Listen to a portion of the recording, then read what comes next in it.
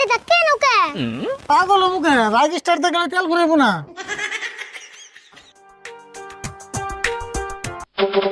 কাকা তোমার একটা কথা কই খারাপ পেও না।